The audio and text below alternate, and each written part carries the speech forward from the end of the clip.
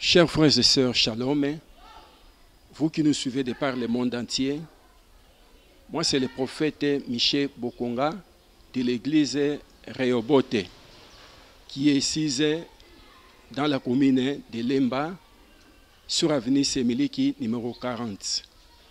Alors le lot partager si j'ai moko ya motuya na yebiete okozala édifier makasi yo oyo za kolanda biso yo oyo zili susungolu libaku ya kolanda biso na mokolo ya lelo.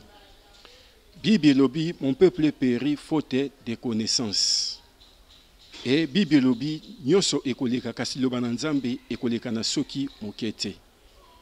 Alors si j'ai te partager na mokolo ya lelo tokolobela oyo etali si j'ai moko ya motuya oyo to intitulé yango condamné à jamais. Alors tokoyeba na kotanga na mukanda uzana posa oyeba na kolobela biso molimo mo santo yonde moto koloba yonde moto temple à l'heure de la prière. C'était la 9e heure. Il y avait et qu'on plaçait tous les jours à la porte du temple appelé la Belle. Pour qu'il demande l'aumône à ceux qui entraient dans le temple, cet homme voyant Pierre et Jean qui allaient y entrer, leur demanda l'aumône. Pierre, de même que Jean, fixa les yeux sur lui et dit, « Regardez-nous. » Et il les regardait attentivement, s'attendant à recevoir d'eux quelque chose. Alors Pierre lui dit, « Je n'ai ni argent, ni or, mais ce que j'ai, je te le donne au nom de Jésus-Christ de Nazareth, lève-toi et marche. » Et le prenant par la main droite, il le fit lever. Au même instant, ses pieds et ses chevilles devinrent fermes. D'un saut, il fut debout et il se mit à marcher. Il entra avec eux dans le temple, marchant, sautant et louant Dieu. Tout le monde le vit marchant et louant Dieu. Il reconnaissait que c'était celui qui était assis à la belle porte du temple pour demander l'aumône. Et il fut rempli d'étonnement et de surprise au sujet de ce qui lui était arrivé. Comme il ne quittait pas Pierre et Jean, tout le peuple étonné accourut vers eux au portique dit de Salomon. Pierre, voyant cela, dit au peuple, « Hommes israélites, pourquoi vous étonnez-vous de cela? Pourquoi avez-vous les regards fixés sur nous, comme si c'était par notre propre puissance ou par notre piété que nous avons fait marcher cet homme? » Parole du Seigneur. Chers frères et sœurs, que Dieu vous bénisse encore. Alors, tout awa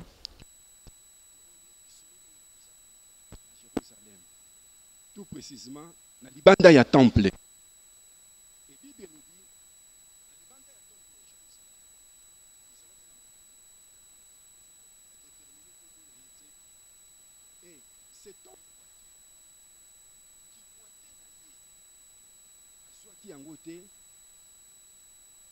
Après sa naissance, mais avant sa naissance, il est né comme ça. Sa naissance, Abota qui boitait de naissance et il pouvait aucunement marcher. Tout le monde a peut-être que tant que papa et maman babota qui est na négligence na bango azala qui vacciné et tant que ça kokola a commis ebo sono. Mais il y a moto oyo ya boité oyo. Bible est claire. Azala qui boité dès à sa naissance.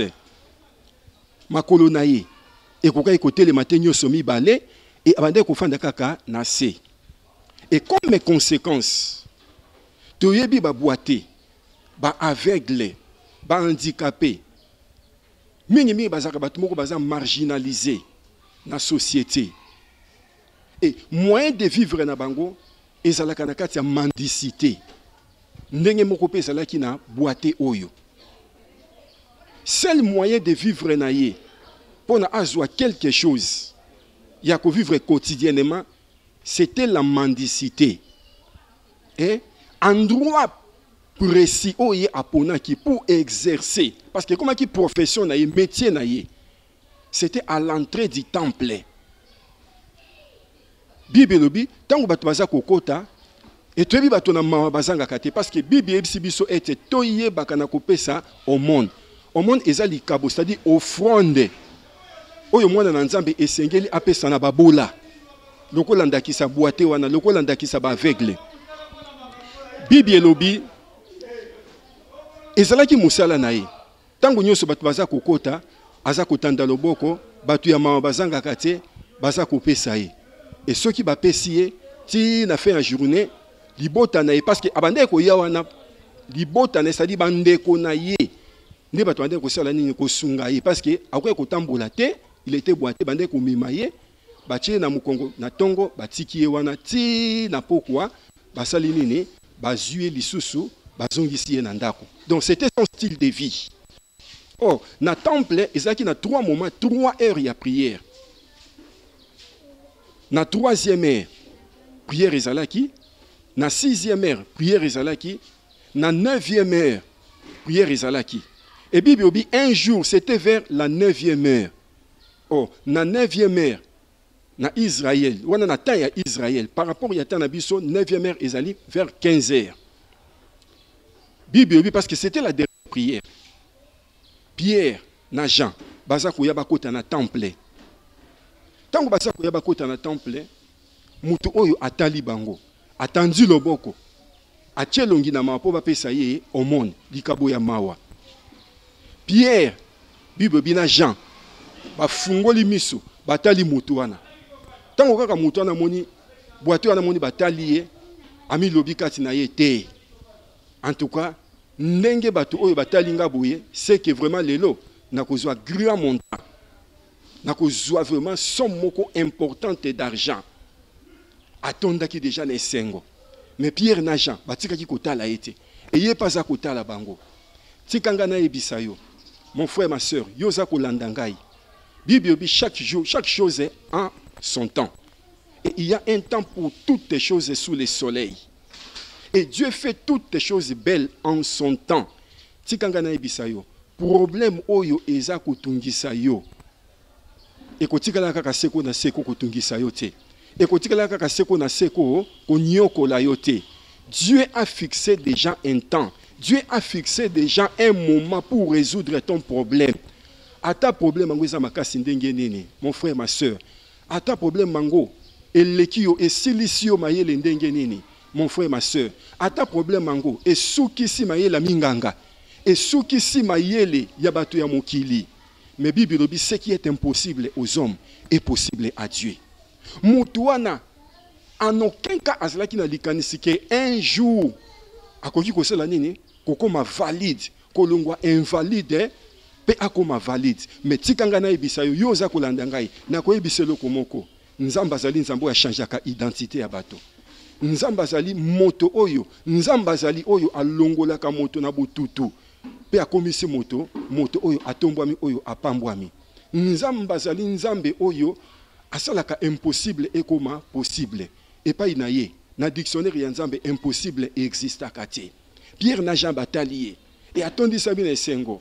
Yoka sikoyo Pierre na Jean ndenge ba ebisaki na boite wana. Malgré sengo azalaki na ngabi ngana moni awa na kozwande eloko ya mutuya. Pierre na Jean bataliye. Pierre a ébissé. Je n'ai ni or, ni argent à te donner. Mais ce que j'ai, qu'est-ce qui était en Pierre? Qu'est-ce qui était en Jean? C'était l'onction. C'était l'Esprit de Dieu supérieur. Ce qui est à moi, l'onction qui est à moi, je te le donne au nom de Jésus-Christ. Marche. Et Bible, Pierre attendait qu'il le à mobali. A Simbi, boité wana de naissance. Et Bible dit d'un bon, quand il a sauté, et la Bible dit, ses chevilles, et comme qui forte, ses chevilles, et qui n'a qu'à se redresser, ba cheville naïe, et qui n'a qu'à forme normale, il y a ba valide. Pe atelemaki a sotaki et abandaki kokumi sans Nzambe, abandaki ko glorifier Nzambe ko louer Dieu. Mon frère, ma soeur, yo oza kolanda ngai, peu importe esika ozali, peu importe pays oza ko vivre, ozala na Congo, na RDC, ozala wapi yango, na Europe, na France, na Belgique, na Canada, na États-Unis, ozala na Afrique du Sud, na Congo Brazzaville, partout de par le monde entier, na 4 coins du monde. Tikanga na ebisa yo. Problème o elekeli yo maele, problème o esilisi yo maele, esilisa nzambe maele te. Il y a la solution, il y a la solution pour ton problème là. Et la solution à ton problème, c'est Jésus-Christ de Nazareth. La Bible dit il est le même, hier, aujourd'hui et éternellement. O ya sala ki kat na boate wana de naissance, a longoli na identité ya invalide, ya handicapé, a komisiye valide, a komisiye normale, a komisiye moto ya utile na société, aza capable ya kosala ngo pona yo. Aza capable ya kosala ngo na bombo na yo. Bien-aimé, na yebite, loi ni nyango, eloko ni nyango eza ko condamner yo. Celui qui condamne, c'est le diable. Celui qui détruit, c'est le diable. Celui qui vole, c'est le diable. Celui qui fait toutes sortes de mal, c'est le diable. Mais laisse-moi te dire, la Bible dit, le Fils de Dieu apparu afin de détruire les œuvres du diable. Yango nazo ebisayo, peut-être rien ne marche dans ta vie. Makambo na yo nyonso tu evanda na se, lokola buate oyo ndenga zalaki avandaka na se. Eloko nya kwa kosana kati ya mokili, eloko moko ya malonga te. Nana kwa kopesa valeur moto moko te. Laisse-moi te dire, solution na problème na yo ezali kaka epai ya nkolo Yesu Kristo de Nazareth. Na kopesa yo un petit témoignage. Je me rappelle na ba année 2002. Na ndeko bonde la pona ndeko moko. Un Congolais a vivaka na France. Et à ça, 5 ans en France, à Zouakami Kandati. Makamune nyo surtout, et bande ko marché ti. Et à quand même sous la menace qui va expulser. À ça kouye bate tant ba tchenga na contact na ye. Na bondeli po na ye. Na ebisi ndeko wana kende. Kotisa sala ba démarche na administration. Et nzambo yo ngai prophète Michel na salelaka. Nzambo wana kotika yote okozwa mikanda.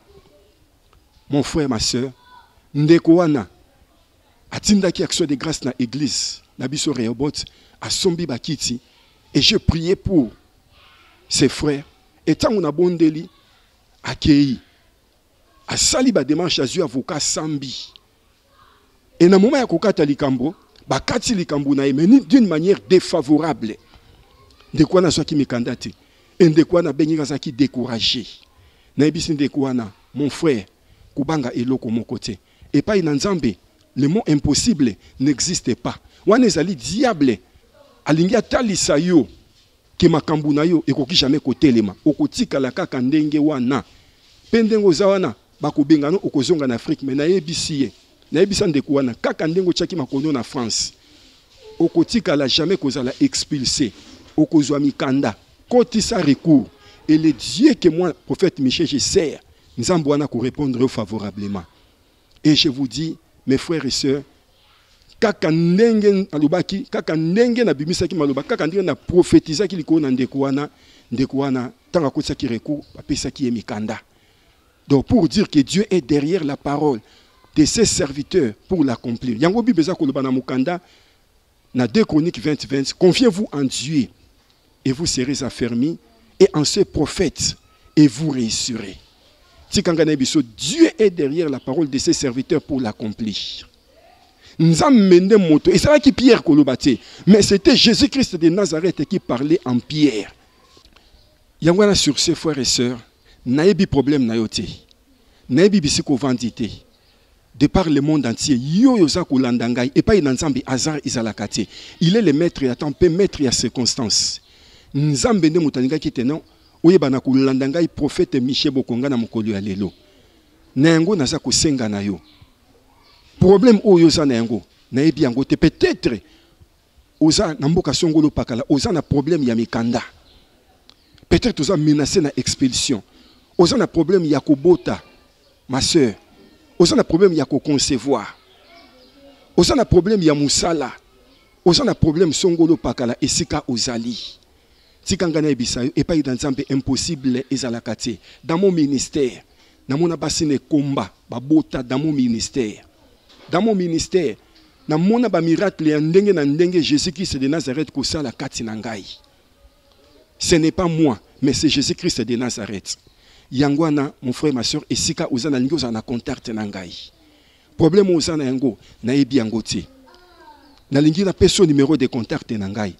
To solo langai na yo, na bonde la peau na yo. Et le Dieu que moi, Didier Bokonga, je sais. Jésus-Christ de Nazareth. A ça déjà solution à problème na yo. À côté l'émission, la télémission qui est boité là. À côté l'ongolais na invalidité, pas qu'on mission valide. Alors, le numéro de contact nangai. Okozanga ta na WhatsApp, na Viber, na Messenger, n'importe quelle heure, n'importe quel moment. Okozwangai. Pour ça, bande comme super na bonde la kana bango, bazana ba États-Unis, na Suède, na France. Alors, mon frère, ma soeur, et pas dans Zambé, Azar Izalakati. Soit numéro de contact nangai 00243 91 017 30 21. Na bandeli de Soussou 00243 91 017 30 21. Bengangai, n'ayez tes problèmes na yo, et déjà solution. N'ayez tes nzambo yonga na salelaka abongo amiti. Il est le même hier, aujourd'hui et éternellement. Na émission koya, na koya na mwana moko. Lelo, cet enfant là a 12 ans. Béni Andoulou.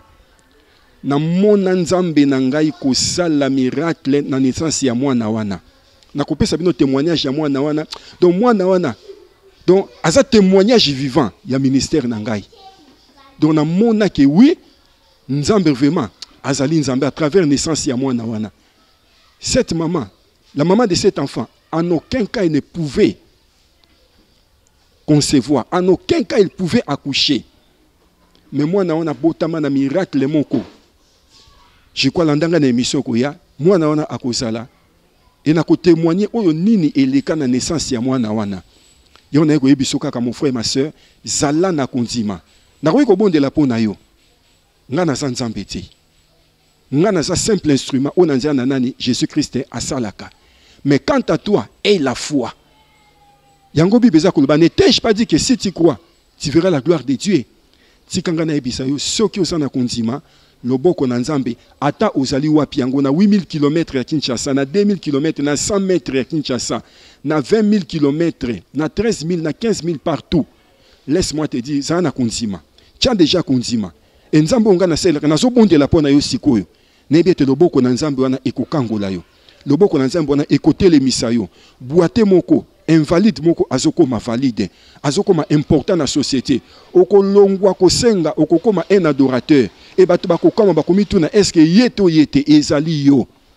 Na yangwana isika ozali nazo senga na yo okanga miso na bonde la pona yo. Peu importe planète ozali, plutôt peu importe continent ozali, peu importe pays ozali. Mais loboko na nzambe za mokuse te ndenge Bible na mokanda na Esaïe pona kosala.